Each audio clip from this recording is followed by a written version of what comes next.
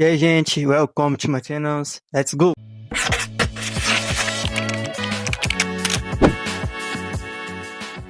E hoje nós iremos falar sobre gratidão. Lucas capítulo 17, do versículo de número 17 ao 19, diz assim: E respondeu Jesus, disse: Não foram os 10 os purificados, mas onde estão os 9? Não se achou quem retornasse para dar glória a Deus, senão este estrangeiro. E ele disse: Levanta-te e vai pelo teu caminho, a tua fé te salvou. Então, gente, olha só. Aqui em Lucas fala sobre a cura dos 10 leprosos. Lucas capítulo 17, do versículo 11 ao 19, fala de um milagre que Jesus opera na vida de 10 leprosos. O versículo 1 diz, olha, aconteceu que indo ele a Jerusalém, passou pelo meio de Samaria e da Galiléia. Entrando numa certa aldeia, saíram-lhes ao encontro 10 homens leprosos, os quais pararam de longe. Eles saem em direção a Jesus, param de longe e a Bíblia diz, versículo 13, que eles levantam a sua voz ou clamam. Levantaram a voz dizendo: Jesus, Mestre, tem misericórdia de nós. E Jesus vendo, disse-lhes: Ide e mostrai-vos ao sacerdote. E aconteceu que indo eles ficaram limpos. Perceba, Jesus está de caminho para Jerusalém e ele vai passar por Samaria e pela Galileia, né? Por meio da Samaria e por meio da Galileia, e sai ao encontro de Jesus, né? 10 leprosos. Para onde Jesus caminhava ia a multidão. Provavelmente os leprosos ouviram que Jesus ia passar por aquele lugar, então resolveram ir atrás de Jesus, pois necessitavam muito de um milagre. Jesus vinha curando leprosos, vinha curando paralíticos, vinha curando cegos, e eles entenderam: essa é a nossa oportunidade de sermos curados. Vamos pedir misericórdias para Jesus. E a Bíblia diz que eles vão e de longe eles levantam a voz, porque eles não podem se aproximar demais por conta da sua lepra, pois então todo leproso ele era ausente da sociedade, né? A sociedade ficava ausente dele e ele ausente da sociedade. Ficava ali num período de tratamento, de isolamento, para que não viesse contaminar as outras pessoas. Então eles de longe clamam a Jesus. E o clamor deles, Jesus ouve, ao ponto de Jesus ver eles e dizer: Olha, vai mostrai-vos ao sacerdote. Então eles foram, e a Bíblia diz que eles ficaram limpos. Pela obediência à palavra de Jesus, eles foram e ficaram limpos. Porém, há uma questão aqui. A Bíblia enfatiza que apenas um desses 10, né, voltou para agradecer, voltou para glorificar, voltou reconhecendo que sem Deus ele não poderia chegar em uma mudança de vida, em uma mudança de saúde, em uma mudança de como a gente pode dizer, de uma convivência na sociedade, porque antes ele não poderia se aproximar por conta da lepra, mas agora ele pode se aproximar porque foi purificado da lepra. Antes, ele tinha uma vida totalmente arruinada pela doença, agora a vida dele foi mudada. Ele pode voltar às suas atividades, ele pode voltar a se envolver, ele pode voltar a sorrir, a se alegrar. E realmente é isso que Jesus causa em nossas vidas, né? Então, a gente precisa agir como esse que voltou para glorificar, porque a gente sempre está disposto em levantar a voz para pedir, mas não estamos dispostos a levantar a voz para glorificar, para agradecer.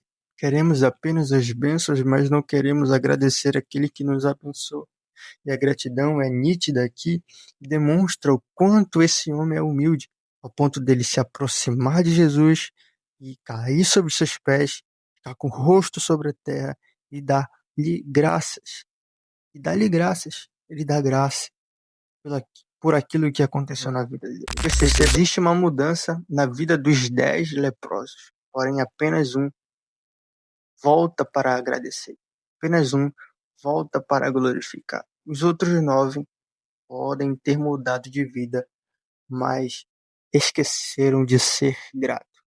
E isso aqui demonstra a ingratidão. Sim, o ingrato, ele é revelado quando a vida dele muda. Sim, quando as coisas começam a dar certo, quando as coisas começam a melhorar, quando as doenças começam a desaparecer. Então, aí que aparece a ingratidão para com Deus, porque ele só quer apenas as bênçãos, ele só quer apenas receber cura, ele só quer apenas que a vida dele melhore, mas ele não quer manter na vida dele aquele que melhorou a vida. Entende? Ele não quer manter na vida dele aquele que nos dá vida, a salvação que é Jesus de Nazaré. E nessa geração acontece muito isso.